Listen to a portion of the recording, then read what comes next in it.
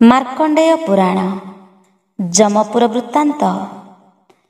କହୁଁ କହୁଁ ଭୂତେ ବାହି ନେଲା ରହୁବର, ବୃକ୍ଷ ଜିଣି ଉଠିଗଲା ସଞ୍ଜୀମନୀପୁର। ସେହି ପୁରର ଓସାର ଅଟେ କ୍ରୋଶ ଦଶ, ପ୍ରଥମ ଦ୍ୱାରେ ଯାଇଣ ଦେଖିଲୁ ଭବିଷ୍ୟ। ଉତ୍ତର ଗଡ଼ ଦ୍ୱାରରେ ସୁବର୍ଣ୍ଣ ପାଚେରୀ, ଶତକ୍ରୋଶ ଓସାର ଯେ ଉଚ୍ଚ ଜୁଣ ଚାରି। ସେ ଦ୍ୱାର ଜିଣିଣ ଆମ୍ଭେ ଭିତରେ ପଶନ୍ତେ, ଦେଖିଲୁ ଯେ ଅସମ୍ଭବ କଥା ବିପରୀତେ। ଚୁଲି ଗୋଟାଏ ଅଛି ଚାରି ଗୋଟି ଝିଙ୍କା, ବିସ୍ତାର ସେ ଚୁଲି ଗୋଟା ଦ୍ୱାର ଟେକା। ଅନଳ ଲଗାଇ କାଠ ଦେଉଛନ୍ତି ପେଲି, 21 ଇନ୍ଦୁର ଯେ ଜାଳୁଛନ୍ତି ଚୁଲି। ପ୍ରଚଣ୍ଡ ବହ୍ନି ଯେ ଜଳେ ହୋଇ ଖରତର, ରକ୍ତ ବର୍ଣ୍ଣ ଶିଖା ଉଠେ ଦିଶଇ ପ୍ରଖର। ଦୁଇ ଗୋଟା ସ୍ତ୍ରୀ ପଡ଼ି ଅଛନ୍ତି ତହିଁର, ଅଗ୍ନି ତାତିରେ ତାଙ୍କର ପୋଡ଼ିଲା ଶରୀର। ପଡ଼ନ୍ତି ଗଡ଼ନ୍ତି ହେଉଛନ୍ତି ଛଟପଟ, ଉଠି ନ ପାରନ୍ତି ଚାହୁଁଛନ୍ତି ରଟମଟ।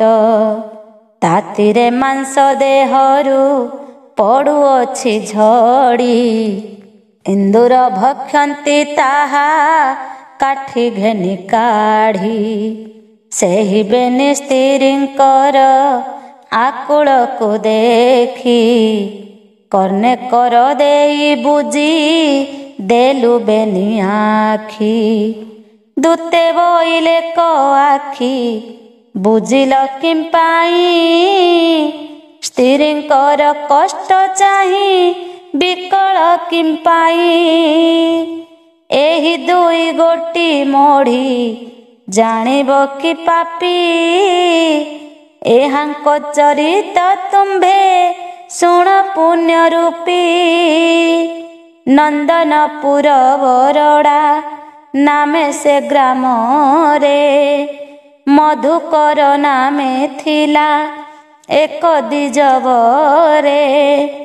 ଏ ଦୁହେଁ ଅଟନ୍ତି ସେହି ବିପ୍ରର ଘରଣୀ, ମାଳତୀ ମରୁଆ ନାମେ ଦୁଇ ସଉତୁଣୀ।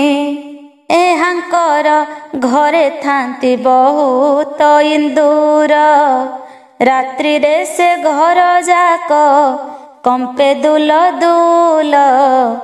ଧ୍ୟାନ ମୁଗ ବିରି ଆଦି ଚାଉଳ କାର୍ପାସ, ଖାଆନ୍ତି ଇନ୍ଦୁର ସବୁ କରିଦିଅନ୍ତି ନାଶ। କୁଣ୍ଢାଇ ଟୋକାଇ କୁଲା କାଟନ୍ତି ସକଳ, ଦିବସରେ ବୁଲନ୍ତି ସେ ହୋଇ ମାଳ ମାଳ। ଶୋଇବା ସେଜ କାଟନ୍ତି ପେଡ଼ିର ସହିତେ, ମୁଣ୍ଡର ଚଉଁରୀ ମାନ କାଟି ଦିଅନ୍ତି ଦନ୍ତେ। ଏମନ୍ତେ ବହୁତ ଦୁଃଖ ଦେଲେ ସେ ଇନ୍ଦୁରେ, ମୂଷାଏ ମାତିଲେ ବିରାଡ଼ି ଯେ ନାହିଁ ଘରେ। ଏହି ମତେ ପୁଣି କେତେ ଦିବସ ଅନ୍ତରେ, ମୂଷା ଗୋଟିଏ ପଶିଲା ତୁଚ୍ଛା ମାଠିଆରେ। ସେହି ବେନି କନ୍ୟା ପୁଣ କାଳ ସମାପତେ, ମରଣ ଲଭିଲେ ପର ମାୟୁ ଭୋଗ ଯାନ୍ତେ। ଚିତ୍ରଗୁପ୍ତ ତାଙ୍କ ପାପ ଦେଖିଦେଲେ ଦଣ୍ଡ, ଏତପତ ଖପରାରେ ଦହୁଛନ୍ତି ପିଣ୍ଡ। ଯେ ବଣ ଇନ୍ଦୁର କୁଏ ନାଶ କଲେ ତେବେ ସେହି ଇନ୍ଦୁର ଏହାକୁ ଦହୁଛନ୍ତି ଏବେ। ଯେହୁ ଯାହାକୁ ଅଦୋଷେ ଦଣ୍ଡଇ ନ ଜାଣି ତାହା ହାତରେ ସେ ପରା ଭବ ପାଏ ପୁଣି।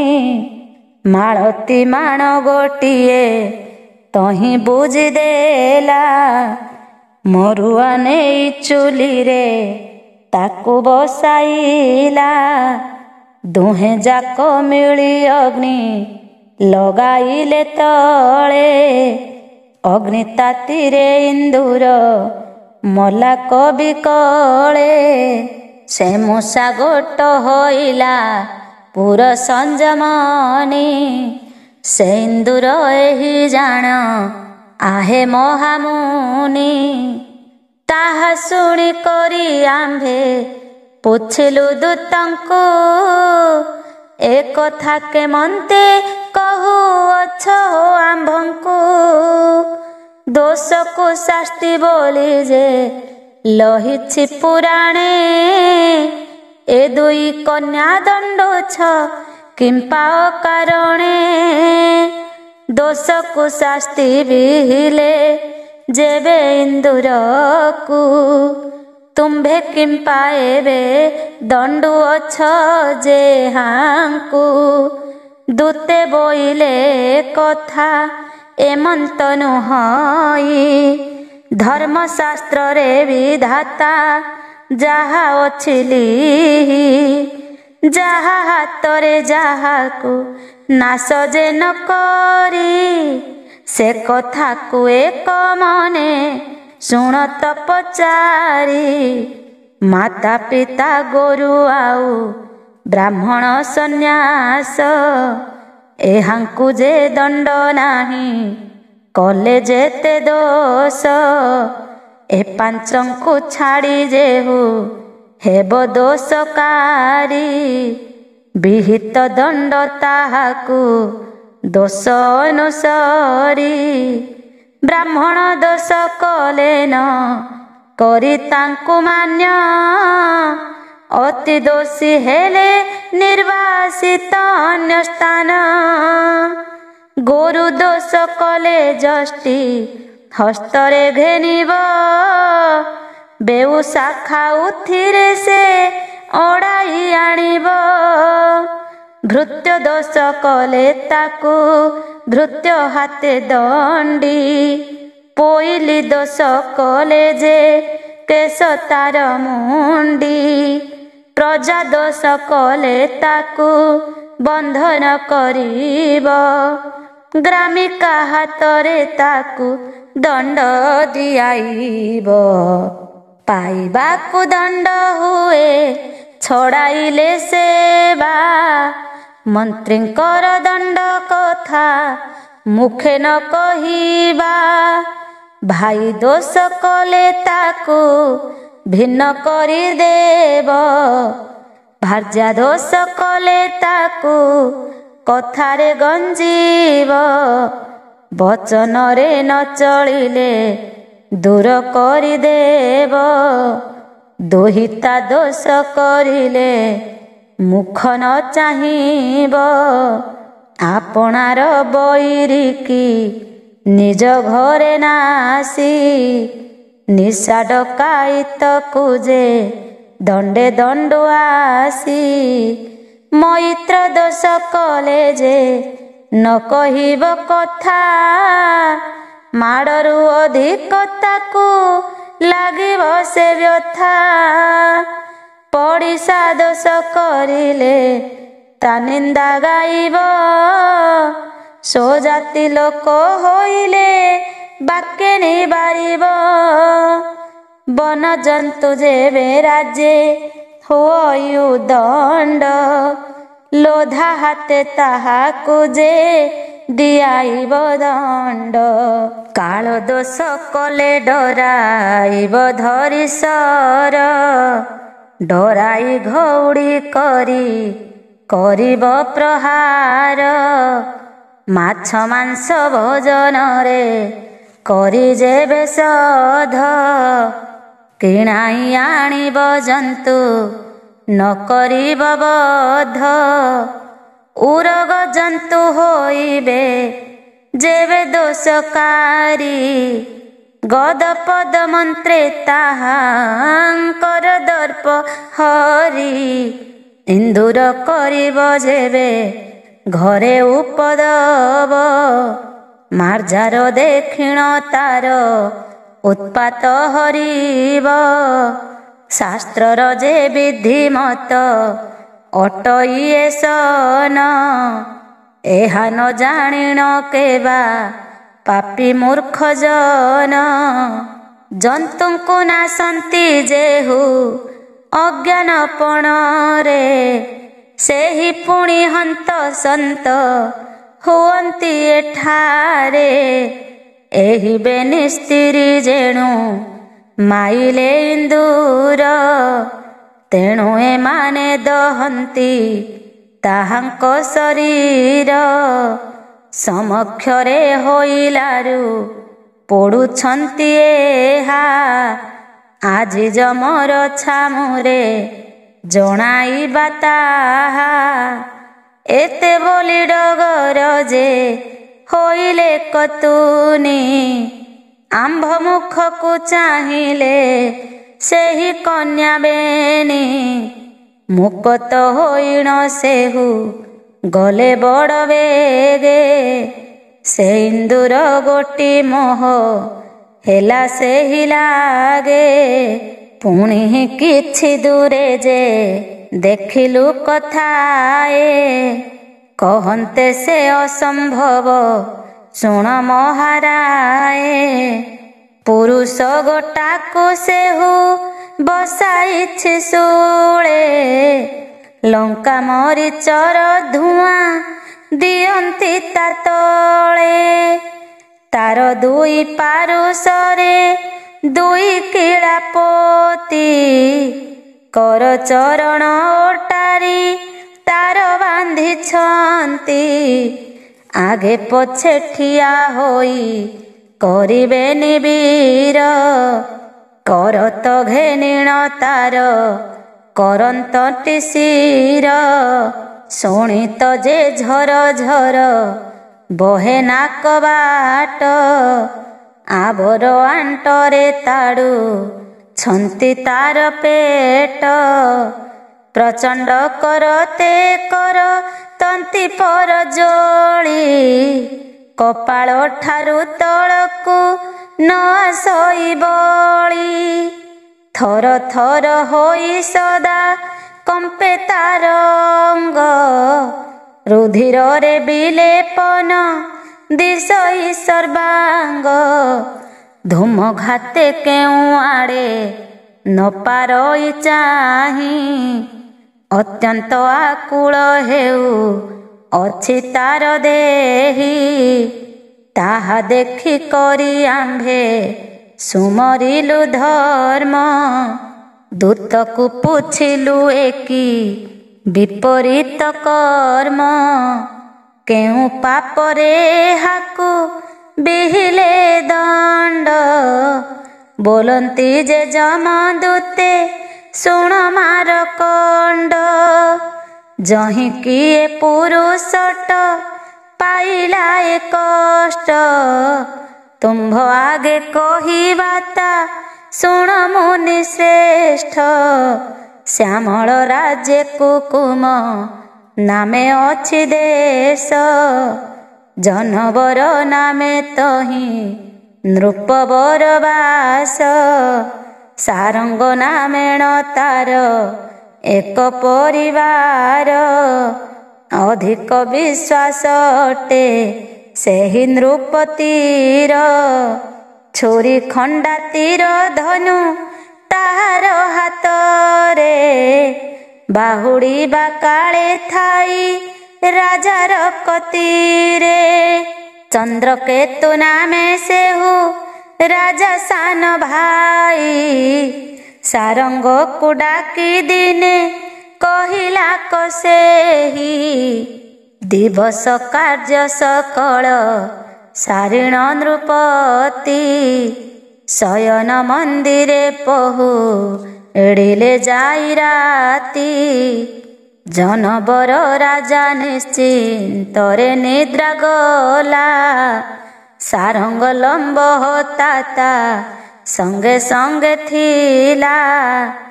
ଆଗୁ ବିଚାରି ଖଡ଼ଗ ଘେନିଥିଲା କର। ସୀମସ୍ଥାନେ ଥାଇ ହାଣିଦେଲା ରାଜଶିର। ତା କପାଳ ପର୍ଯ୍ୟନ୍ତେ ଭେଦିଲା ଖଡ଼ଗ। ତତକ୍ଷଣେ ନୃପତିର ହେଲା ପ୍ରାଣ ତ୍ୟାଗ।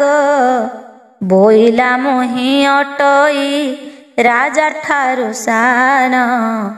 ନରପତି ହୋଇବାରୁ ମୋର ବଡ଼ ମନ। ରାଜାକୁ ପାରିବୁ ତୁ ହୋ ପାଶେ ଯେବେ ମାରି। ପାଟ ଅଭିଷେକ ହେବି ରାଜେ ଦଣ୍ଡଧାରୀ। ରାଇଜରେ କାରେଣୀ ମୁଁ କରିବଇଁ ତୋତେ। ତୁହି ଯେବେ ସାରଙ୍ଗରେ କରିପାରୁ ଏତେ। ଶୁଣିଣ ସାରଙ୍ଗ ତାହା ସନମତ କଲା। ଆଜି ରାତିରେ ରାଜାକୁ ମାରିବି ବୋଇଲା। ଏତେକ ବୋଲିଣ ସେହୁ ଗଲା ବେଗ ହୋଇ। ଦୁହିଁଙ୍କର ଏ ଭାଳେଣୀ ନ ଜାଣିଲେ କେହି। ସାରଙ୍ଗ କହିଲା ଧାଇଁ ଯାଇ ଚନ୍ଦ୍ରକେତୁ। ଜଗବର ନୃପତି ଯେ ପାଇଲା କ ମୃତ୍ୟୁ। ଏହା ଶୁଣି ଅବିଶ୍ୱାସୀ ଜାଣ ତାକୁ ଚିତେ। ଆନର ବୋଲେ ହୁଏତ ମାରିପାରେ ମୋତେ। ଏହି ସ୍ୱାମୀ ଦୋରେ ହାର ବଦନ ଚାହିଁ। ଏତେ ବୋଲି ଚନ୍ଦ୍ରକେତୁ ଡଗରକୁ କହି। ବୋଇଲା ଏ ସାରଙ୍ଗକୁ ଧରି ଘେନି ଯିବ। ନଗର ବାହାରେ ନେଇ ଶୂଳୀରେ ଥୋଇବ। ରାଜାର ଆଜ୍ଞାରେ ବେଗେ ସେ ଡଗର ଗଲା। ସାରଙ୍ଗ ଲମ୍ବ ହତାକୁ ତହିଁ ଶୂଳୀ ଦେଲା। ସାରଙ୍ଗ ଲମ୍ବ ହତା ଯେ ପ୍ରେତ ଅଙ୍ଗ ଘେନି। ପାତକ ଘେନି ଅଇଲା ପୁର ସଞ୍ଜୀବନୀ। ସ୍ୱାମୀର ଦୋରେହା ହେଲା ଜାଣ ଏ ଚଣ୍ଡାଳ। ତେଣୁ କରି ଆରୋହିଛି ଏହି ଲୁହା ଶୂଳ। ଅଧସରେ କାଟିଲା ଏ ଶିର ନୃପତିର। ସେ ହେତୁ କରତି ହେଉ ଅଛି ଏହା ଶିର। ନିଦ୍ରା କାଳେ ବଧିଲା ଏ ଯେଣୁ ନୃପବରେ। ସେହି ହେତୁ ହନ୍ତ ସନ୍ତ ହେଉଛି ଏଠାରେ। ସହୃଦ ଠାରେ ପାତକ କଲାଏ ପାମର। ତେଣୁ ବନ୍ଧା ହୋଇଅଛି ଏହାର ଶରୀର। 5 ବରଷ ହେଲାଏ ପାଉଅଛି ଦଣ୍ଡ। ଆବର ଯାତନା ଅଛି ଶୁଣ ମାର କଣ୍ଡ। ଏ କୁଣ୍ଡର ନାମ ହାଦେ ଅଟେ କୁମ୍ଭୀପାକ। ଏହା ଭିତରେ ପୂରିଛି ରୌରବ ନରକ। ଏହି କୁଣ୍ଡ ଗୋଟି 16 ଜୁଣ ଦୀର୍ଘ ପ୍ରତି। ପିମ୍ପୁଡ଼ି ଉଠି ନ ପାରେ 12 ଜୁଣ କାନ୍ଥି। ଏଡ଼େ ଆୟତନ କୁଣ୍ଡ ଦୁର୍ଗନ୍ଧରେ ପୂର୍ଣ୍ଣ। ଚାହିଁଲେ ଅତି ଯାତନା ଲଭଇ ନୟନ। ଟଳ ଟଳ ହୋଇ ତହିଁ ଫୁଟୁଥାଇ ନର୍କ। ଗନ୍ଧର ପ୍ରତାପେ ଛିଡ଼ି ପଡ଼ଇ ଯେ ନାକ। ଡାହାଣେ ଦିଶୁଛି ତାର ଲୁହାର ପାଚେରୀ। ତହିଁର ଭିତରେ ନର୍କ ରହିଅଛି ପୁରୀ। ପାପୀ ଜନ ମାନେ ପଡ଼ି ପଚନ୍ତି ଯେ ତହିଁ, ବୁଡ଼ନ୍ତି ଉଠନ୍ତି ଅତି କଷ୍ଟେ ତନୁ ବହି। ପାପୀଙ୍କ ଯାତନା ଲାଗି ନରକର ସ୍ଥିତି, ବୋଲେ ମହାଦେବ ପୁଣ୍ୟ ଫଳେ ତହୁଁ ମୁକ୍ତି। କୁମ୍ଭୀପାକ ଓ ରୌରବ ନରକର ଉତ୍ପତ୍ତି। ପଚାରନ୍ତି ସୁରଥ ହେ ଶୁଣ ମାରକଣ୍ଡ, କହ ଉତ୍ପନ୍ନ ହୋଇଲା କାହୁଁ ନର୍କ କୁଣ୍ଡ। ଯହୁଁ ଏ ନରକ କୁଣ୍ଡ ହୋଇଲା ଉତ୍ପତ୍ତି, ଯାହା କହୁଅଛୁ ତୁମ୍ଭ ଆଗେ ମହାଜତି। କୁମ୍ଭୀ ନାମରେ ଥିଲା ଏକଇ ଦନୁଜ, ରାହୁ ଦୈତ୍ୟର ସେହୁ ଅଟଇ ତନୁଜ। ସର୍ବଦା ସେ ରହିଥାଏ ସଞ୍ଜୀମନୀପୁରେ, କଟୁଆଳ ନାୟକ ଯେ ବୁଲେ ପୁରେ ପୁରେ। କେହି ତାକୁ ଦେଇନାହିଁ କଟୁଆଳ ଶାଢ଼ୀ, ସ୍ୱଇଚ୍ଛାରେ ବୁଲୁଥାଏ ରହୁବରେ ପଡ଼ି। କୁମ୍ଭୀ ଦନୁଜ ଏପରି ରହିଥାଏ ତହୁଁ, ଜନ୍ତୁପତିର ମୈତ୍ର ହୋଇବାରୁ ଯହୁଁ। ଜନ୍ତୁପତିଙ୍କୁ ସେ ଦୈତ୍ୟ ବୋଇଲା ମଉସା, ତେଣୁ କରି ତାହାର ଯେ ସକଳ ଭରସା। ଯେତେ ଦୋଷ କଲେ ତାହା ସହେ ଜନ୍ତୁରାଣ, ମିତ୍ରସୁତ ବୋଲି କିଛି ନ କହଇ ପୁଣ। ଏମନ୍ତେ ମକର ମାସ ଉଆଁସ ଦିନରେ, ଛାୟା ଦେବୀ ବିଜେ କଲେ ସଞ୍ଜୀମନୀପୁରେ। ଅପୂର୍ବ ସୁନ୍ଦରୀ ସେହୁ ଆଦିତ୍ୟର ନାରୀ, ପରମା ସାଧବୀ ଜନ୍ତୁ ପତି ଗର୍ଭଧାରୀ। ପୁତ୍ରକୁ ଦେଖିବା ପାଇଁ ସ୍ୱର୍ଗରୁ ଅଇଲେ, ସହସ୍ରେକ ପରିବାରୀ ଅଛନ୍ତି ତାତୁଲେ। ପାଦ ଗତିରେ ସେ ଦେବୀ କରନ୍ତି ଗମନ, ରସାଣିଲା ସୁବର୍ଣ୍ଣର ପ୍ରାୟ ଦିଶେ ବର୍ଣ୍ଣ। ଅତି ସୁଲକ୍ଷଣୀ ସେହୁ ପରମା ସୁନ୍ଦରୀ, ସୁରଙ୍ଗ ପାଟେ କଙ୍ଗେ ପରିଧାନ କରି। ବସନ ପତନି ଶାଢ଼ୀ ତହିଁର ଉପର, ଭୁଜରେ ରତନ ଚୁଡ଼ି ପୟରେ ନୂପୁର। ରାଜହଂସ ଗତି ପ୍ରାୟ ଚାଲେ ଧୀର ଧୀର, ଦେଖିଲେ ଧୈର୍ଯ୍ୟ ରହି ନପାରେ ଯତିର। ଜାନ୍ତେଣ ଦେଖିଲା ତାକୁ କୁମ୍ଭୀପାକ ଦୈତ୍ୟ, ଦାସୀଙ୍କି ଦେଖିଲା କାହା ନାରୀ କହ ସତ୍ୟ। କାହାର ନନ୍ଦିନୀ ଏହୁ ଯାଉଛି କାହିଁକି, କେବଣପୁରରୁ କହ ଅଇଲା ଏଠିକି। ମୋହର ଘରଣୀ ଏକି ହୋଇବ ପଚାର, ରାହୁର ତନୟ ମୋହି ବଳେ ମହାବୀର। ଯେବେ ମୋହଠାରେ ତୋର ନହିବ ପିରତି, ବଳେଣ ହରିବି ମୋର କାହାକୁ ଯେ ଭୀତି। ତାହା ଶୁଣି ଦାସୀ ମାନେ ଦିଅନ୍ତି ଉତ୍ତର, ଚଣ୍ଡାଳ ପାମର ଆରେ ଦୁଷ୍ଟ ଦୁରାଚାର। କେବଳ ଭରସାରେ ଯେ ଏଡ଼େ ଗର୍ବ ତୋର, ଏସେ ଛାୟା ଦେବୀ ପତ୍ନୀ ସୂର୍ଯ୍ୟ ଦେବଙ୍କର। ଆଦିତ୍ୟର ନାରୀ ସେ ଯେ ଯମର ଜନନୀ, ସଞ୍ଜୀମନି ଜୟଦେବ ଗନ୍ଧର୍ବର ଅଟଇ ନନ୍ଦିନୀ। ସଞ୍ଜୀମନିପୁରକୁ ସେ ଆସିଛନ୍ତି ଏବେ, ପୁତ୍ର ଶନିଶ୍ଚରକୁ ସେ ଦେଖି କରି ଯିବେ। ତୁହିହୀନ ପାପୀ ମୂଢ଼ ଅଟୁ ନୀଚ ଜାତି, ପରମା ସାଧବୀଙ୍କୁରେ କହୁଛୁ ଅନୀତି।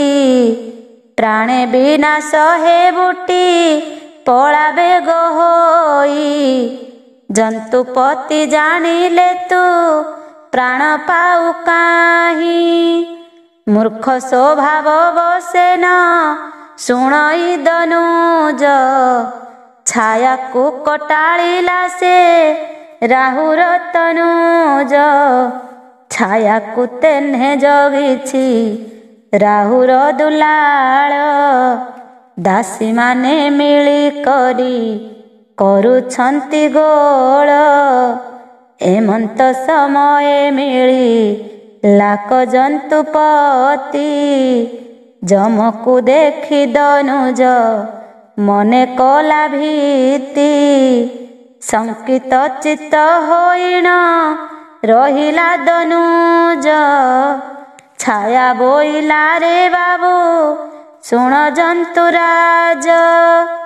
ଏଡ଼େ ଅନ୍ୟାୟାଚରଣ ପୁରେ ତୋର କଲୁ, କାହୁଁ ଏହି ଦନୁଜକୁ ପୁରକୁ ଆଣିଲୁ। କୁମ୍ଭୀପାକ ନର୍କ ଯନ୍ତ୍ରଣା। କୁମ୍ଭୀ ଦୈତ୍ୟର ଦେବୀ ଦେଖିଣ ନୀତି, ଜନ୍ତୁପତିକୁ ତକ୍ଷଣେ ସୁମରିଲେ ସତୀ। ଛାୟାର ଆକୁଳ ଜାଣି ପାରି ଜନ୍ତୁପତି, ମାତାଙ୍କର ସନ୍ନିଧିରେ ମିଳିଲେ ତଡ଼ତି। ଦେଖିଲେ ମାତାଙ୍କୁ ଦୈତ୍ୟ ଓଗାଳିଛି ବାଟ, ଚନ୍ଦ୍ରମାକୁ ଯେଉଁ ପରି ସିଂହିକାର ସୁତ। ଗୁରୁ ଗୌରବ କିଛି ନ ଚିହ୍ନଇ ଏହି, ଆମ୍ଭଙ୍କୁ କୁଭାଷା ବୋଲି ବୋଲେ ମନ୍ଦ ବାଇ। ତୋତେ ଦେଖିବାକୁ ତୋର ପୁରକୁ ଅଇଲି, ଏ ଅସୁର ତହୁଁ ବହୁ କୁଭାଷା ଶୁଣିଲି। ଆଉ ବେଳେ ଏଥକୁ ମୁଁ କେବେ ନ ଆସିବି, ଏତେ ବୋଲି ବାହୁଡ଼ିଣ ଗଲେ ଛାୟା ଦେବୀ। ମାତା ଅଭିମାନ ଶୁଣି କୋପେ ଜନ୍ତୁପତି, କୁମ୍ଭୀ ଦୈତ୍ୟକୁ ଚାହିଁଲେ ହୋଇ କୋପ ମୂର୍ତ୍ତି। ବୋଇଲେ ପାମର ଆରେ ଏ ବୁଦ୍ଧି ତୋହର, ପିତାର ବୈରୀ ତାତ ଅଟଇ ତୋହର। ନ ଜାଣି ତ ସଙ୍ଗେ ଆମ୍ଭେ ହୋଇଲୁ ମୈତ୍ର, ତୁହି ଏବେ ଆଚରଣ କଲୁ ବିପରୀତ। ତୁହିନ ପାମର ଅଟୁ ତାହାର ନନ୍ଦନ, ନ ଜାଣି ତ ଛାରକୁ ମୁଁ କଲି ଆଶ୍ୱାସନ। କାଳେ ବିପରୀତ ଫଳ ହୋଇଲା ମୋହର, କାନ୍ଧେ ପାଦଲ ଦିଏବେ ଚୁମ୍ବିଲୁ ଅଧର। ତହିଁକି ସାପ ମୋହର ଘେନ ଶିରେ ମୂଢ଼, ଏହିଠାରେ ତୁହି ଏଥେ ହୁଅ ଭସ୍ମ କୁଢ଼। କୁଣ୍ଡ ଗୋଟିଏ ହୋଇଣ ଆଶା ତୋର ରହୁ, ଭସ୍ମ ପିଣ୍ଡରୁ ତୋହର ରକ୍ତ ଧାର ବହୁ। ଏ ସଞ୍ଜମଣିପୁରକୁ ଆସିବେ ଯେ ଲୋକ, ଆମ୍ଭପୁରେ ବାସ କରି ଅଛନ୍ତି ଯେତେକ। ମଳମୂତ୍ର ସାର ଯେ ଅପବିତ୍ର ଜାଣି, ତୋହର ଉପରେ ନିତ୍ୟ ଢାଳୁଥିବେ ପାଣି। ସଞ୍ଜୀମନି ମଳମୂତ୍ର କାଢ଼େ ଯେ ଚଣ୍ଡାଳ ତୋ ଉପରେ ପକାଇବ ନେଇ ଯେ ସକଳ ପାପୀ ଜନମାନେ ଆସି ପଡ଼ିବେ ତ ତହିଁ ଏକ ଯୋଗେ ତାଙ୍କ ସହ ହେଉଥିବୁ ଦହି ଯେତେ କାଳ ମୁହିଁ ସଞ୍ଜି ମନି ଅଧିକାରୀ ତେତେ କାଳ ତୁ ହିଁ ଥିବୁ ନର୍କ କୁଣ୍ଡ ଧରି ଏତେ ବୋଲି କରି ଗଲେ ଜନ୍ତୁର ନାୟକ ନର୍କ କୁଣ୍ଡ ହୋଇଲା ସେ ଦୈତ୍ୟ କୁମ୍ଭକ ଆପଣାର ନାମେ ହେଲା କୁମ୍ଭୀପାକ କୁଣ୍ଡ ଜନ୍ତୁପତି ସାପୁ ଅରଜିଲା ଏହି ଦଣ୍ଡ ରହୁବର ସହିତରେ ହେଲା ଏକ ରୁଣ୍ଡ ତେଣୁ ସେହି ବୋଲାଇଲା ରୌରବ କୁଣ୍ଡ ପ୍ରପଞ୍ଚ ଅତି ଦୁର୍ଗନ୍ଧ ସେ ପୁରୁ ପ୍ରକଟେ ତେଣୁ କେହି ଚାଲି ନ ପାରନ୍ତି ସେହି ବାଟେ ସଞ୍ଜୀମନି ପୁର ଯାକ ଗନ୍ଧ ଉଛୁଳଇ ସମସ୍ତଙ୍କ ଦେହ ଅତି ବ୍ୟାକୁଳ ହୁଅଇ ଏ ସନକ ଭବିଷ୍ୟତ ଚିତ୍ରଗୁପ୍ତ ଜାଣି ଲୁହାର ପାଚେରୀ ବେଢ଼ାଇଲା ତହିଁ ଆଣି ଚଉକତି ସେହୁ ବେଢ଼ା ଉପରକୁ ଦ୍ୱାର ପଞ୍ଚବିଂଶ କ୍ରୋଶ ତହିଁ ଲୁହାର ଦୁଆର ଗୁଣନିଧି ଗନ୍ଧର୍ବର ମୁଣ୍ଡେ ସଞ୍ଜୀମନି ତାଳୁ ପୋତା ରଡ଼ି ଶୁଣି ଉଠଇବ ହନି ସେହି ସଳଖରେ ଉଛୁଳିଣ ଅତି ତାତି ତେଣୁ ସେ ନରକ କୁଣ୍ଡ ହୁଏ ଜନ୍ତା ଜନ୍ତି ତପତ ଘାତେ ବୁଲଇ ସେହି ନର୍କ କୁଣ୍ଡ ମହାପାପୀଙ୍କି ସେ ନର୍କ କୁଣ୍ଡ ଦିଏ ଦଣ୍ଡ ନିର୍ଦ୍ଦୟ ଚଣ୍ଡାଳ ଦୂତେ ଆଣି ବାନ୍ଧି କରି ପାପୀ ଜନଙ୍କୁ ପକାନ୍ତି ତହିଁ ବାଳ ଧରି ଏକ ମନ ହୋଇଣ ହୋ ଶୁଣ ମାର କଣ୍ଡ ନର୍କରେ ପଡ଼ଇ ଯେଉଁ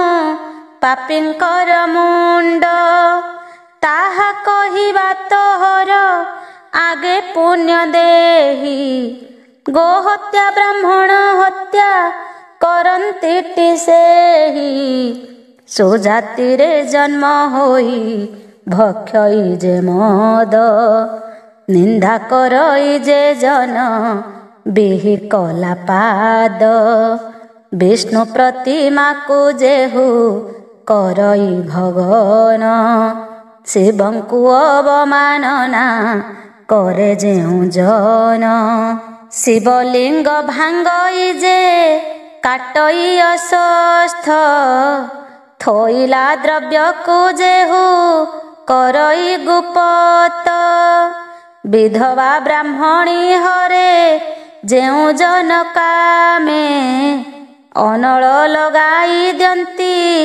ପର ଘରେ ଦମେ ରଣ କରି ସାହୁକୁ ଯେ ନ ପାରନ୍ତି ସୁଝି ଆପଣା ଭୃତ୍ୟକୁ ଯେହୁ ଭଣନ୍ତି ନ ବୁଝି ଗୁରୁ ପତ୍ନୀ ହରଇ ଯେ ଶିଶୁ ହତ୍ୟା କରେ ନିର୍ଦ୍ଦୋଷ ଲୋକକୁ ଯେହୁ ବନ୍ଦୀ କରି ମାରେ ବିଶ୍ୱାସଘାତକ ପୁଣି ଅଟନ୍ତି ଯେ ଜନ ନିନ୍ଦା କରଇ ଯେ ଜନ ଶ୍ରୀ ଗୁରୁ ବଚନ ମିଛେ ଯତି ହୋଇଣ ଯେ ବୁଲେ ଦେଶେ ଦେଶେ ମାଗଇ ଦ୍ରବ୍ୟ ଆନକୁ କୁଟୁମ୍ବର ଆସେ ବୈଷ୍ଣବ ହୋଇଣ ଯେହୁ ନ ଭଜଇ ହରି ନିଶାରେ ଗମନ୍ତି ଯେହୁ ପରଦାରା କରି ବ୍ରାହ୍ମଣ ହୋଇ ଯେ ଶୂଦ୍ର ରତିର ସେ ପ୍ରୀତି ରାଜା ହୋଇ ଯେବେ ସୁଖେ ନ ପାଳଇ ପୃଥି ଦେବତା ବ୍ରାହ୍ମଣେ ଯେହୁ ନୁହଇ ଭକତି ପରଦ୍ରବ୍ୟ ହରଣରେ ଯାର ସଦାମତି ଆମିଷ ଭକ୍ଷଇ ଯେହୁ ମାଂସ କିଣି ଆଣି ସର୍ବଦା ହୁଅଇ ସେହି ହତ୍ୟାର କାରେଣୀ ଏ ଲୋକ ନିଶ୍ଚୟ ଜାନ୍ତି କୁମ୍ଭୀ ପାକ ନର୍କେ ଅର୍ଜିଲାର ଫଳ ସେହି ଭୁଞ୍ଜନ୍ତି ବିପାକେ ନରକେ ପଡ଼ିବା ଲୋକ ସ୍ୱରୂପ ଏମନ୍ତ ତାହା ତୁମ୍ଭ ଆଗେ କହି ଦେଲୁ ତପୋବନ୍ତ ନିର୍ଦ୍ଦୟ ଚଣ୍ଡାଳ ଦୂତେ ପ୍ରାଣ ନେଇ ଧରି ବିକ୍ରମୀ ଉଠନ୍ତି ଲୁହା ଶିଖା ଯେ ପାଚେରି ନର୍କ ବାସନା ଲାଗଇ ସେହୁ ପାପି ଅଙ୍ଗେ ଅସଙ୍ଗେ ତାହାର ଯେଣୁ ମୃତ୍ୟୁ ହୋଇ ଭଙ୍ଗେ ଚାରି ଶାଖା କୁଷ୍ଠ ବ୍ୟାଧି ହୁଅଇ ଶରୀରେ ରଙ୍ଗ ଲାଞ୍ଜ ଗୋଟିଏ ଯେ ହୁଏ ନିଶ୍ଚୟରେ ବିକଟ ଭବିଷ୍ୟ ଘୋର ଦିଶେ ତାର ପିଣ୍ଡ ଭାରି ପେଟ ହୋଇଣ ଯେ ସୁଖେ ତାର ତୁଣ୍ଡ ଏମନ୍ତ ସ୍ୱରୂପେ ସେହୁ ପଡ଼େ ନର୍କ ଘୋର ତପତ ଶରୀର ପଡ଼ି ହୁଅଇ ବିକଳ କ୍ଷୁଧା ଲାଗି ଶରୀର ଯେ ହେଉଥାଇ ଦହି ମୁଖରେ ସାମାନ୍ୟ କିଛି ନ ପାରଇ ଖାଇ ଏମନ୍ତେ ଶରୀର ତାର ହୁଅଇ ଦଗଧ ନାସିକା ଶ୍ରବଣେ ତାର ପୁରଇ ଦୁର୍ଗନ୍ଧ ଅନବରତେ ନରକେ ପଡ଼ିଥାଇ ବୁଡ଼ି ଉପରକୁ ଚାହିଁ ଦେଲେ ଖାଏ ଲୁହା ବାଡ଼ି ଏସନକ ଦଣ୍ଡ ସେହୁ କୁମ୍ଭୀ ପାକ ନର୍କ ଏହା କିଛି ନ ଜାଣନ୍ତି ମଞ୍ଚପୁର ଲୋକ ଏହା ଜାଣି ଯେଉଁ ମୂଢ଼ ଲୋକ ପାପ କରେ ସେ ପ୍ରାଣୀ ଦଣ୍ଡ ପାଆନ୍ତି ସେହି ନର୍କ ଘୋରେ ଯେ ବଣ ପ୍ରାଣୀ ସର୍ବଦା ପାତକ କୁଡ଼ରେ ନାରାୟଣ ମନକୁ ସେ ସଦାଶ୍ରେ କରେ ଆପଣା ଜାତିର କୂଳ ଧର୍ମ କର୍ମ କରି ଗୁରୁ କଥାକୁ ଏକାନ୍ତ ମନେ ଥାଏ ଧରି ପର ଯୁବତୀକୁ ମଣୁ ଥିବ ମାତା ପ୍ରାୟ ନ ହରିବ ପରବିତ ଧର୍ମେ ଥିବ ଭୟ ସାଧୁଙ୍କ ଗୋଷ୍ଠୀରେ ବସୁଥିବ ଦଣ୍ଡେ କ୍ଷଣେ ଶ୍ରଦ୍ଧାରେ ଟି ହରି କଥା ଶୁଣି ବସ୍ରବଣେ ଏମନ୍ତ ପ୍ରାଣୀଟି ହାଦେ ନର୍କେ ଯାଇ ତରି ବସଇ ସୁର ସଭାରେ ଭବ ଭୟ ହରି ଯେ ବଣ ପ୍ରାଣୀ ଜନ୍ତୁରେ ହାଦେ କରେ ଦୟା ତରଇ ସକଳ ପାପୁ ନ ଲାଗଇ ମାୟା ତାହା ଶୁଣି ଆମ୍ଭେ ପୁଛା କଲୁ ଡରରକୁ କଥାଏ ପୁଛିବା କହ ବୁଝାଇ ଆମ୍ଭଙ୍କୁ ଜନ୍ତୁ ଯେବେ ନାରାୟଣ ବୋଲି ତୁମ୍ଭେ କହ ତେବେ ତ ପ୍ରାଣୀ କି ତୁମ୍ଭେ କିମ୍ପା ଦଣ୍ଡ ଦିଅ ତୁମ୍ଭେ ତ ଆତ୍ମା ପରରେ ଜ୍ଞାନବନ୍ତ ଜାଣି କରି ଦିଅ କିମ୍ପା ଆମ୍ଭଙ୍କୁ ଏ କଷ୍ଟ କାଳ ବିକାଳ ବୋଇଲେ ଶୁଣ ଆହେ ଜ୍ୟୋତି ଯାହା ପୁଛା କଲ ଏବେ କହିବା ତା ଗତି। ଆମ୍ଭର ଉପରେ ଯେହୁ ଅଟ ଈଶ୍ୱର, ଅଲେଖ ପରମ ବ୍ରହ୍ମ ସେହି ନିରାକାର। ଜନମ ମରଣ ନାହିଁ ତାହାଙ୍କର ଦେହି, କେବଳ ଭାବରେ ଦୃଶ୍ୟ ତେଣୁ ଭାବଗ୍ରାହୀ। 14 ବ୍ରହ୍ମାଣ୍ଡ ସୃଷ୍ଟି କଲା ପରମେଷ୍ଟି, ଆତ୍ମା ରୂପୀ ଲୋକ 14 ପଦ୍ମକୋଟି। 14 ପଦ୍ମ କାଠର ଯେ ଅଟଇ ପୁରାଣ, ନିରାକାର ଉଦରୁ ଯେ ହୋଇଲା ଘଟନ। ବିଧାତା ସଞ୍ଚିଲା ସବୁ ଅତି ଯତ୍ନ କରି, ମୃତ୍ତିକା ଘଟଣ ପଞ୍ଚ ଆତ୍ମା ଅଛି ପୁରୀ। ଆପ ତେଜ ବାୟୁ ପୁଣ ଅନଳ ଆକାଶ, ତାହାଙ୍କ ମୂଳେ 25 ପ୍ରକୃତି ପୁରୁଷ। ନିରାକାର ଆତ୍ମା ତହିଁ ଅଟଇ ଦେବତା, ସର୍ବଦା ଜ୍ଞାନୀଏ ତାଙ୍କୁ କରୁଥାନ୍ତି ଚିନ୍ତା। ମନ ନୟନ ଆବର ପବନ ଚୈତନ୍ୟ, ଏମାନେ ନୁହନ୍ତି ସେହି ପୁରୁଷରୁ ଭିନ୍ନ। ଆବର ଦେବତା ସେହି ଅନେକ ଯେ କଲା, ନାରାୟଣ ପଦ ସଙ୍ଗେ ହୋଇଅଛି ମେଳା। ପିଣ୍ଡରେ ଧୋଇଲା ଏ ଯେ ସମସ୍ତେ ଅଚିନ୍ତା, ଜୀବ ଆତ୍ମା ପୁରୁଷ ଏ ପିଣ୍ଡର କରତା। ନ ଜାଣିଲା ପଣେ ପାପ କର ଇଟି ସେହି, ଅନେକ ଦୁଃଖ ଜାଣ ସେ ଲୋଭେ ଆମ୍ଭ ତହିଁ। ଦେବତା ପଣ ଆମ୍ଭର ସେଠା ବରେ ନାହିଁ, ପାପ ଦଣ୍ଡ ବିହିବାକୁ ଆଜ୍ଞା ଅଛୁ ପାଇ। ପିଣ୍ଡରୁ ବାହାର ହୋଇ ପ୍ରାଣ ଯାଏ ଏକା, ଜାଣ ଯେ ଯାହା ସ୍ଥାନକୁ ଯାନ୍ତି ସର୍ବସଖା। ପ୍ରାଣ ପୁରୁଷ ଏକାନ୍ତେ ପାନ୍ତି ଦଣ୍ଡ ମଣ୍ଡ, ଯେତେବେଳେ ପୁଣ୍ୟ ପ୍ରାପ୍ତ ହୁଇ ସେ ପିଣ୍ଡ। ତେତେବେଳେ ମିଳନ୍ତି ସେ ଆସି ଶାଖା ଗଣ, ଏମନ୍ତ ପ୍ରକାରେ ଜାଣ ବେଦର ଭିଆଣ। ପରମାତ୍ମା ପୁରୁଷନ ଆସେ ସଞ୍ଜୀବନୀ, ସଂସାରରେ ସେ ଦୁର୍ଲଭ ତା ଭାବନ ଜାଣି।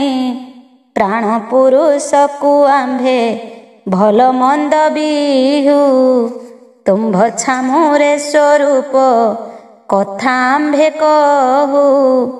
11 ଲକ୍ଷ ସୈନ୍ୟ ବସିଛନ୍ତି ଦ୍ୱାରେ, ନାନାବିଧ ଶସ୍ତ୍ରମାନ ଧରିଛନ୍ତି କରେ। କୁଦା କୁଦା ହୋଇ କରି ବସିଣ ଅଛନ୍ତି, ଯେଉଁପରି ଭୂତମାନେ ରାତ୍ରିରେ ଦିଶନ୍ତି।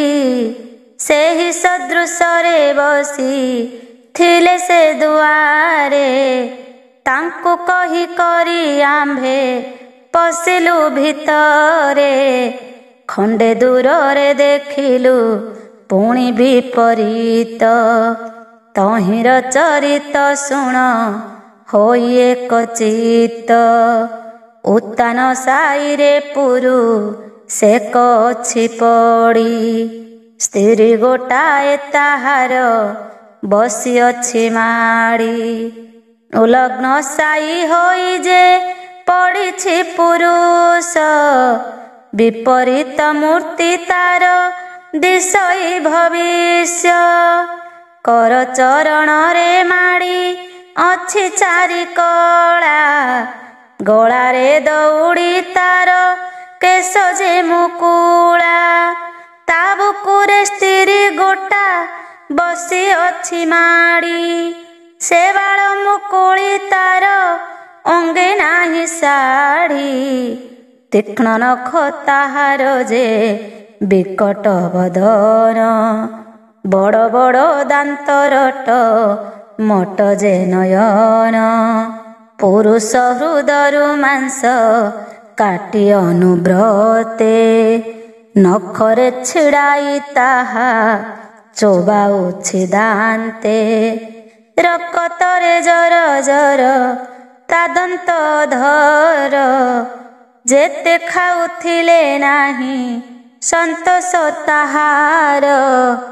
ଆନଠାରେ ଆଉ ତାର କାହିଁ ନାହିଁ ଦୃଷ୍ଟି, ଅନବରତରେ ଖାଏ ତା ମାଂସର କଟି। ତାହା ଦେଖି କରି ଆମ୍ଭେ ଦୂତଙ୍କୁ ପଚାରି, ଏଡ଼େ ନିର୍ଦ୍ଦୟ ନିଷ୍ଠୁର ଅଟ ଇଏ ନାରୀ। ପୁରୁଷ ଗୋଟାକୁ ଏତ ମାଡ଼ି ବସିଅଛି, ବାସେଳି ରୂପେର କଟି ମାଂସ ଭକ୍ଷୁଅଛି। ପୁରୁଷ ହଇଣ କିମ୍ପା ପଡ଼ିଅଛି ତଳେ, ସ୍ତ୍ରୀ କିଲେ ଉଟାଇନ ପାରେ ନିଜ ବଳେ। ଏସନକ ବିଡ଼ମ୍ବନା କିମ୍ପା ହୋଇଅଛି, ପୁରୁଷ ମାଂସ କିମ୍ପାଏ ଯୁବତୀ ଭକ୍ଷୁଛି। ସେଥିର ଚରିତ ଆହେ ବସି କରି କହ, ଡଗରା ବୋଇଲେ ଋଷି ସାବଧାନ ହୁଅ। ଏହି ଦୁହେଁ ଅଟନ୍ତି ଯେ ଗୃହସ୍ଥ ଭାରି ଯା, ଜାତିରେ ଶୂଦ୍ରର ବୃତ୍ତି ଏହାର ପରିଜା। କଞ୍ଚିକା ଶାସନେ ଅଟେ ଏହାଙ୍କର ଘର, ଏହି ପୁରୁଷର ନାମ ଅଟଇ ଶ୍ରୀଧର। ମରୁଆ ନାମେଣ ଏହି ଏହାର ଯୁବତୀ, ମେରୁ ନାମେଣ ଏହାର ଥିଲା ଉପପତି। ସେ ପୁରୁଷ ଠାରେ ହୁ ବଢ଼ାଇଲା ପ୍ରୀତି, ସ୍ୱାମୀ କି ଲୁଚାଇ ଏହୁ କରେ ଚୋରା ପ୍ରୀତି। ଗୃହସ୍ଥ ଆଗରେ ଥାଏ ସତ୍ୟବ୍ରତ ପାଳି, ବୋଲଇ ପଶିବି ତୁମ୍ଭେ ମଲେ ଜୁଇ ଜାଳି। ସବୁରି ଆଗରେ ଏହା ନିତ୍ୟ କହୁଥାଇ, ସ୍ୱାମୀ ମଲେ ଅନଳରେ ପଶିବଇ ମୁହିଁ। ଗୃହସ୍ଥ ତାହାର ମନେ ହେଉଥାଇ ଭଣି, ପର ପୁରୁଷ ବଦନ ନ ଚାହିଁବ ପୁଣି। ଅଯୋଗେ ଅନାଇ ଦେଲେ ସ୍ନାନ କରଇ, ଏହା ସମ ସତୀ ନାରୀ ଖୋଜିଲେ ନ ପାଇ। ପଡ଼ିଶା ବନ୍ଧୁ ବସାଇ ଯେବେ ମୁହିଁ ଭୁଞ୍ଜି, ଭାତ ପରସଇ ଏହୁ ବେନି ଆଖି ବୁଜି। ପତିବ୍ରତା ବ୍ରତ ଯେଣୁ ଅଛି ଏ ଆବୋରି, ଏହି ସେ ମୋତେ ସଂସାରୁ ନେବ ପାରି କରି। ପତ୍ନୀର ଯୋଗୁ ପୁରୁଷେ ପାଆନ୍ତି ସଦ୍ଗତି, ପୁରୁଷଙ୍କ ଦୋଷକୁ ନ ଘେନେ ଜନ୍ତୁପତି। ଏହିପରି ମନ ମଧ୍ୟେ ବିଚାରେ ଶ୍ରୀଧର, ନ କଲା ସେ କିଛି ସତ୍ୟ ଧର୍ମ ଯେ ଆଚାର। ଭାରି ଜାତ ପକୁଆଶ୍ରା କରି ସେ ପୁରୁଷ, ନ କଲା କଦାନ ପୁଣ୍ୟ ବ୍ରତ ଉପବାସ। ସମୟ କେ ସେହି ପୁଣି ଛାଡ଼ିଲା ପରାଣ, ବାନ୍ଧି ନେଇ ଗଲେ ସମଶାନ ଭୂମିରେଣ। ସାହି ପଡ଼ୋଶୁଣୀ ମାନେ ବଡ଼ ସହିଣୀ, କହିଲେ ମନ୍ତ ତାର ଭାରି ଯାକୁ ପୁଣି। ବୋଲୁଥାଉ ସ୍ୱାମୀ ମଲେ ଯିବି ତାର ତୁଲେ, ଏବେ ତ ନିଶତ ହେଲୁ ସ୍ୱାମୀ ମୃତ୍ୟୁ କାଳେ। ମରୁଆ ବୋଇଲା ମୋହି କାହିଁକି ନ ଯିବି ସ୍ୱାମୀର ବିହୁନେ ପ୍ରାଣ ନ ରଖିବି। ଦେଖ ମୋର ସତ୍ୟ ପଶି ବଇଁ ହୁତାସନେ ଏତେ ବୋଲି ସେ ସାହସୀ ବାହାରିଲା ତାନେ। ସ୍ୱାମୀଙ୍କି ସଙ୍ଗେ ଘେନିଣ ପଶଇବ ହନି ଲୋକଙ୍କ ମତରେ ସେହି ଦୋଚାରି ଅଜ୍ଞାନୀ। ସ୍ୱାମୀଙ୍କ ସଙ୍ଗେ ଘେନିଣ ଗଲା ସଞ୍ଜୀମନି ଯମ ବୋଲେ ପାପ ପୁଣ୍ୟ କି କଲେ ବେନି। ଚିତ୍ରଗୁପ୍ତ ଯେ ଶାସ୍ତ୍ର ବିଚାର କରନ୍ତେ ଆତ୍ମଘାତୀ ଦୋଷ ୟାଗୁ ଲାଗିଲା ଯୁକତେ।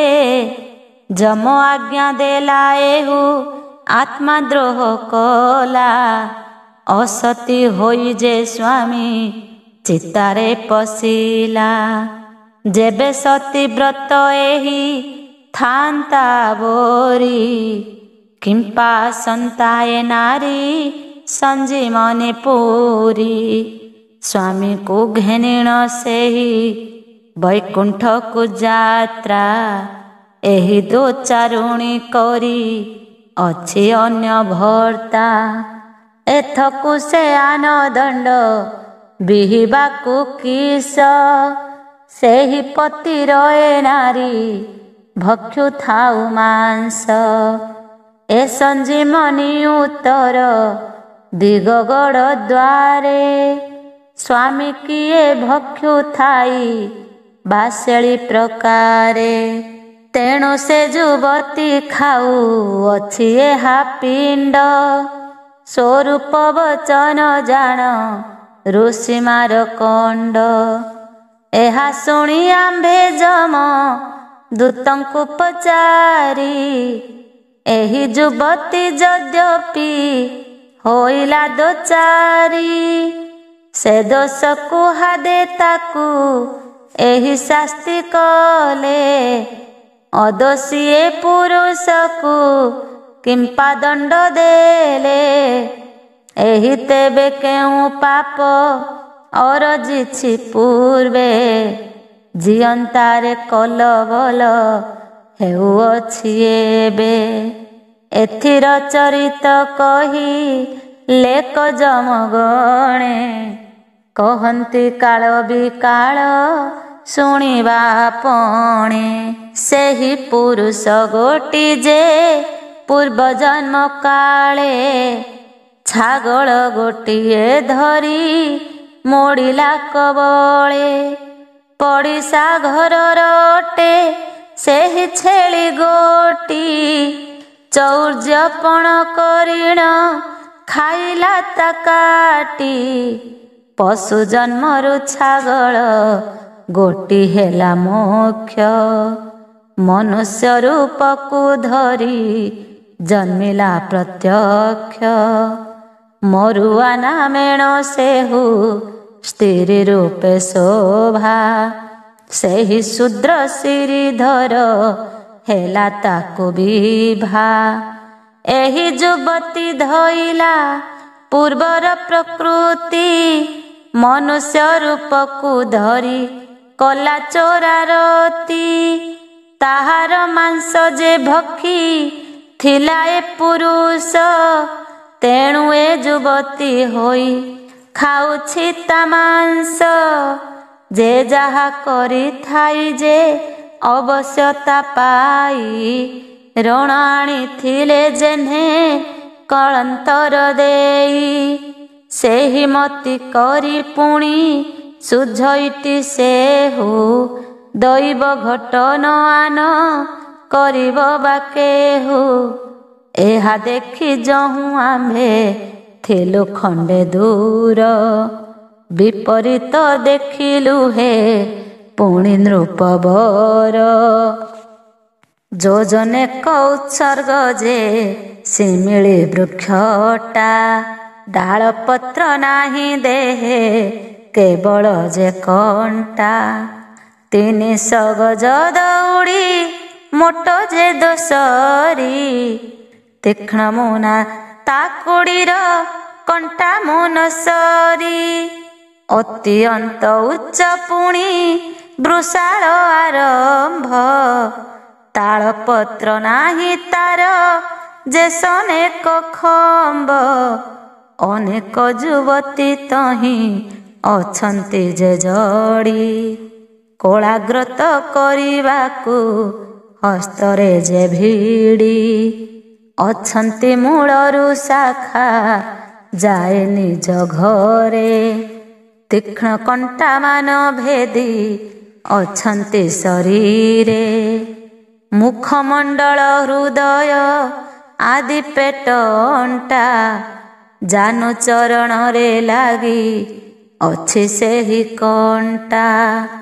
ରଜ୍ଜୁ ବିହୀନେ ହୋଇଛି ଇଚ୍ଛାରେ ବନ୍ଧନ ମୁଖ କତି କଣ୍ଠ ପିଠି ଫୁଟି ଅଛି ମନ ବସନ ବିହୀନେ ସର୍ବେ ଭଲ ଗନ ତହିଁ ଏକ ରସିରେ ଆରେକ ନାରୀ ଅଛି ରହି ଏମନ୍ତେ ଅନେକ ସ୍ତ୍ରୀ ନ ଯାଇ ଗଣିତା କଣ୍ଟା ତରୁ ଆଶ୍ରେ କରି ଅଛନ୍ତି ବନିତା ନିର୍ଦ୍ଦୟ ଚଣ୍ଡାଳ ପୁଅ ନିରପେକ୍ଷ ହାଡ଼ି ବୁଲାଇ ପିଟନ୍ତି ଚୌକତି ଲୁହା ବାଡ଼ି ଉଚ୍ଚ ଯୁବତୀ ମାନଙ୍କୁ ଫିଙ୍ଗଇ ପଥର ସବୁରି ଅଙ୍ଗରୁ ରକ୍ତ ବହେ ଝର ଝର ଶରୀର ଆକୁଳ ହୁଏ ଲାଗି କଣ୍ଟା ମାନ ରୁଧିରରେ ଜର ଜର ଦିଶେ ରଙ୍ଗବର୍ଣ୍ଣ ବିକାଳ ହୋଇଲା ଶୁଣ ଆହେ ମୁନିବର ଉଗ୍ରସେନ ଖମ୍ବ ଏଟି ଦିଶଇ ଆଗର ଅନେକ ଯୁବତୀ ତହିଁ ଅଛନ୍ତି ଯେ ଯୋଡ଼ି ନିରପେକ୍ଷ ଚାଣ୍ଡାଳ ଯେ ପିଟେ ଲୁହା ବାଡ଼ି ସେ ହେତୁ ବିକଳ ହେଉ ଅଛନ୍ତି ଯୁବତୀ ଏଥିର ଚରିତ ଆହେ ଶୁଣ ମହାଜତି ଅନେକ କାଳରେ ସ୍ୱୟଂଭୁବ ମନନ୍ତରେ ଅସ୍କନ୍ଦ ନାମରେ ଇନ୍ଦ୍ର ବସେ ସ୍ୱର୍ଗପୁରେ କାଞ୍ଚନ ଲତା ନାମରେ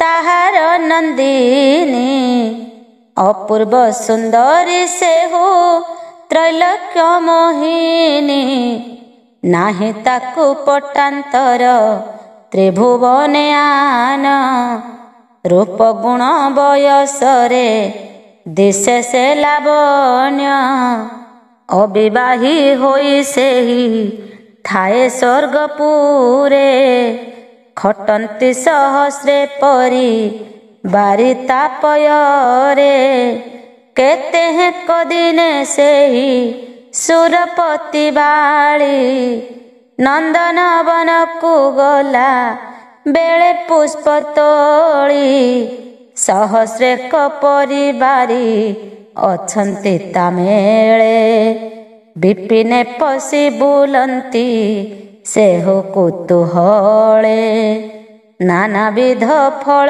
ପୁଷ୍ପ ତୋଳନ୍ତି ଯୁବତୀ ଯେମାଙ୍କ ସଙ୍ଗେ ଥିବାରୁ ନାହିଁ ତାଙ୍କ ଭୀତି ତୋଟା ଅଧିକାରୀ ଅଟେ ବିଶ୍ୱକର୍ମା ବଛି ସୁର ନର ମାନଙ୍କୁ ସେ ବନେ ଜଗିଛନ୍ତି ନନ୍ଦନ ବନରେ ବୁଲୁ ଥିଲା ଏକାନ୍ତରେ କାଞ୍ଚନ ଜିତା କନ୍ୟାକୁ ଦେଖିଲା ନେତ୍ରରେ କନ୍ୟା ରୂପ ଦେଖି ସେହି ବିଶ୍ୱକର୍ମା ସୁତ ମଦନ ସର ଜ୍ୱାଳାରେ ହେଲା ମୋହଗତ ଲଜ୍ଜା ଦୂର କରି ଯାଇ ଓଗାଳି ଲାଗେ କନ୍ୟାକୁ ମୃଦୁ ବଚନେ ବୋଇଲା ସୁଆଗେ ଉଗ୍ରସେନ ବୋଇଲା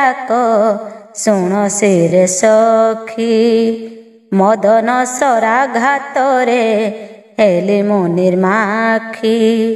ମଦନ ନଳେ ପଡ଼େ ମୋର ପଘନ, ଗୋରୁ ପଶାଗରେ ମୁହିଁ କରିବ ସ୍ନାନ। ତୋହର ତହିଁ ଅଛଇ ସ୍ୱର୍ଗ ତୀର୍ଥ ଫଳ, ଦିଶେ ପୂର୍ଣ୍ଣ ଚନ୍ଦ୍ର ପ୍ରାୟ ତୋ ମୁଖ ନିର୍ମଳ। ଅମିୟ ରସକୁ ଜିଣି ବଚନ ତୋହରି, ଅଧରକୁ ବିମ୍ବ ଫଳ ନୁହେଁ ସମସରି। ଶ୍ରବଣରେ ରତ୍ନ କାପ ଜିଣେ ରସାମଣି, ଶୀତଳ ମୋତି ବରତ ନାସାର ବସଣି। ପବିତ୍ର ପୂର୍ଣ୍ଣ ଜଳ ତୋ ଲୋଚନ ତରଙ୍ଗ, ସିନ୍ଧୁ ଶିଖା ପ୍ରାୟ ଦିଶେ ତୋହର ପାଙ୍ଗ।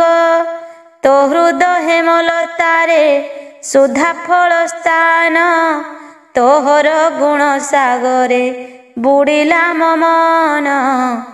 କମଳ ମୃଣାଳ ଜିଣି ତୋର ବେନି ବାହୁ, ତାଡ଼ ଚୁଡ଼ି ମୁଦ୍ରିକାରେ ଦିଶେ ଦାଉ ଦାଉ।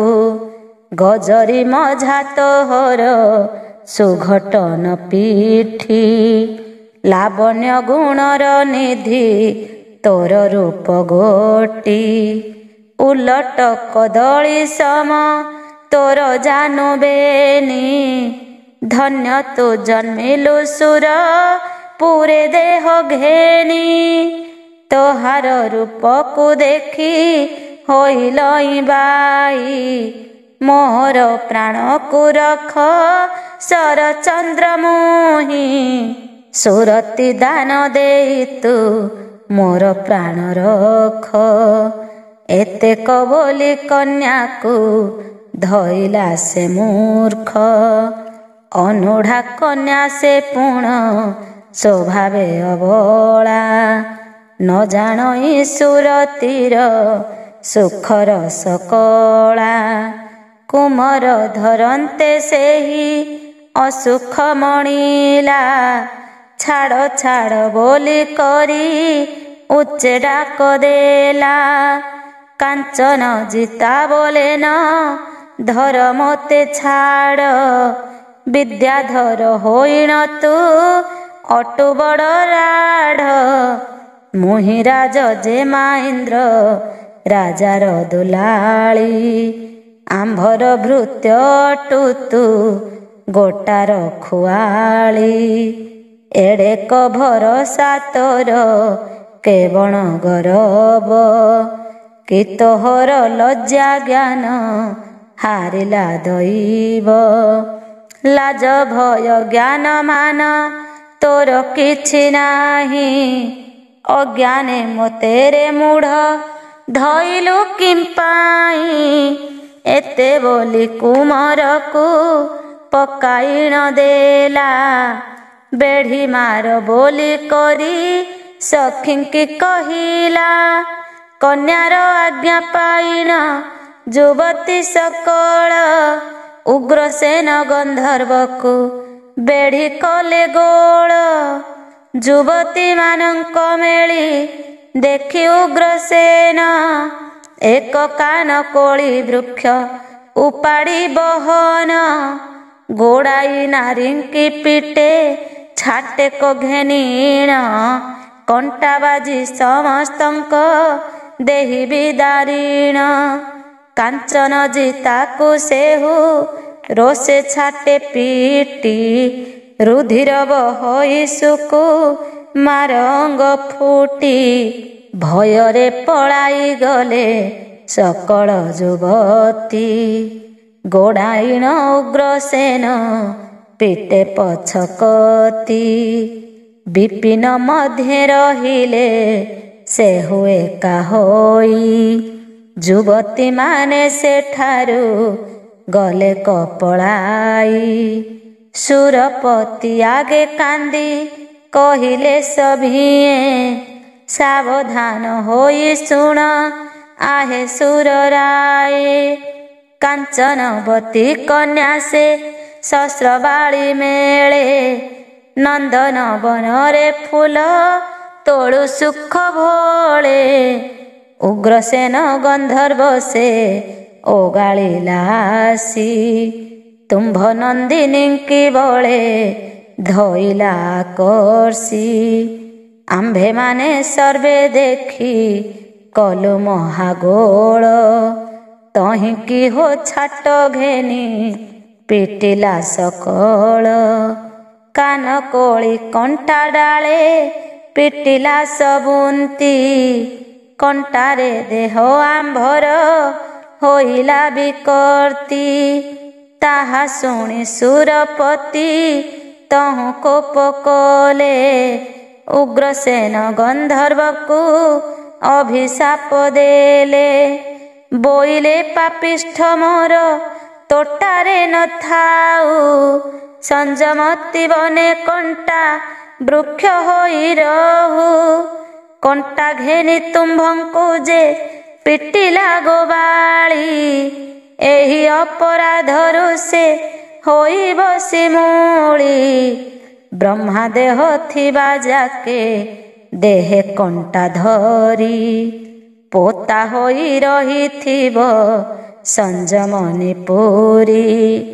ଯୁବତୀଙ୍କି ଦେଖି ଯେବେ ବଢ଼ିଲା ତା ସ୍ନେହ, ପାପୀ ସ୍ତ୍ରୀ ମାନେ ଲାଗି ଥିବେ ତାହା ଦେହ। ସ୍ତନ ଯୋନି ମୁଦ୍ରା ଲାଗି ଥିବ ତାର ଅଙ୍ଗେ, ଅନୁକ୍ଷଣ ବହୁଥିବ ରୁଧିର ସର୍ବାଙ୍ଗେ। କଣ୍ଟାରେ ଯୁବତୀଙ୍କର ଦେହ ଥିବ ଜଡ଼ି, ଉପରେ ଚାଣ୍ଡାଳ ପିଟୁ ଥିବେ ଲୁହା ବାଡ଼ି। ଏହିପରି ସାପ ଯହୁଁ ଦେଲେ ଭଗବାନ, ତେଣୁ ଶିମୂଳି ବୃକ୍ଷ ଯେ ହେଲେ ଉଗ୍ରସେନ। ଜନ୍ତୁପତି ଏ ବୃକ୍ଷର ଶାଖା ମାନ ଛେଦି, ପାଶ ଦଉଡ଼ିରେ ଅଛି ଯୁବତୀଙ୍କ ବାନ୍ଧି। ନିରପେକ୍ଷ ହାଡ଼ି ଅଟେ ଏହାର ଖୁଆଳ, ଉଗ୍ରସେନ ଦଣ୍ଡ ଏହୁ ଜାଣ ତପଶୀଳ। ଯେଉଁ ସ୍ତ୍ରୀ ମାନ ସ୍ୱାମୀ ଠାରେ ଅଭକତ, ପର ପୁରୁଷକୁ ଦେଖି ବଳେ ଯାହା ଚିତ୍ତ। ଅନବରତେ କାମରେ ଯାର ଥାଇ ମତି, ଗୁରୁଜନେ ନିନ୍ଦେ ଯେହୁ ପରରେ ଭକତି। ପତି କି ନ ସେବି ଯେହୁ ସେବଇ ଦେବତା, ବହୁ ଶ୍ରଦ୍ଧା ଯାହାର ଯେ ଦେଖିବାକୁ ଯାତ୍ରା। ବିବାଦ ଆବରି ଯେହୁ କଳି ଇଚ୍ଛୁ ଥାଇ, ପର ପୁରୁଷକୁ ପରି ହାସେ ଯେ କହଇ। ସ୍ୱାମୀକୁ ନିନ୍ଦି ଯେ କରେ ପରକୁ ପ୍ରଶଂସା, ଶାଶୁ ଶ୍ୱଶୁରକୁ ଯେହୁ ବୋଲଇ କୁଭାଷା। ଗୃହସ୍ଥକୁ ବୁଝାଇ ଯେ ଛିଦ୍ର କଥା ମାନ, ପୂର୍ଣ୍ଣ ଗୃହକୁ ଭାଙ୍ଗି ଯେ କରେ ଭିନ୍ନ ଭିନ୍ନ। ତୁକାର ଭାଷା ଯେ ନାରୀ କହଇ ପତିକି, ସେବା କରିବାକୁ ଯେହୁ ନ ଯାଏ କତିକି। ମିଛେ ପକାଏ ଯେ ଜଗନ୍ନାଥଙ୍କର ରାଣ, ପୁତ୍ରର ମୁଣ୍ଡ ଛୁଇଁ ଯେ ରଖେ ନିଜ ଟାଣ। କଳି କରିବାକୁ ଯେହୁ ଉଠେ ବୀର ହୋଇ, ସ୍ୱାମୀଙ୍କୁ ପଛ କରିଣ ଆପଣେ କୁହଇ। ମାଗନ୍ତା ଜନକୁ ଯେହୁ କରଇ ନିରାଶ, ବନ୍ଧୁ କୁଟୁମ୍ବଙ୍କୁ ଯେହୁ ନବସାଏ ପାଶ। ମିଛେ କଳି ଲଗାଏ ଯେ କୁଳବଧୂ ତୁଲେ, ଖାଇବାକୁ ପିଇବାକୁ ନଦିଅଇ ଭଲେ। ସ୍ୱାମୀ କି ଯେ ବଣ ସ୍ତ୍ରୀ କରାନ୍ତି ବିମୁଖ, ଆପଣା ଚାରେ ରଖି ଦିଏ ପୁଣି ଦୁଃଖ। ପାପ ବୁଦ୍ଧି ଆଚରି ଯେ ଉଚ୍ଚିଷ୍ଟ ଖୁଆନ୍ତି, ସର୍ବଦା ଯେ କଟୁ କଥା ସ୍ୱାମୀ କି କହନ୍ତି। ସପତଣୀର ଆଶାକୁ ଖଣ୍ଡନ୍ତି ଯେ ସ୍ତ୍ରୀ, ପରର ପଦାର୍ଥ ଯେହୁ ଆଣେ ଚୋର କରି।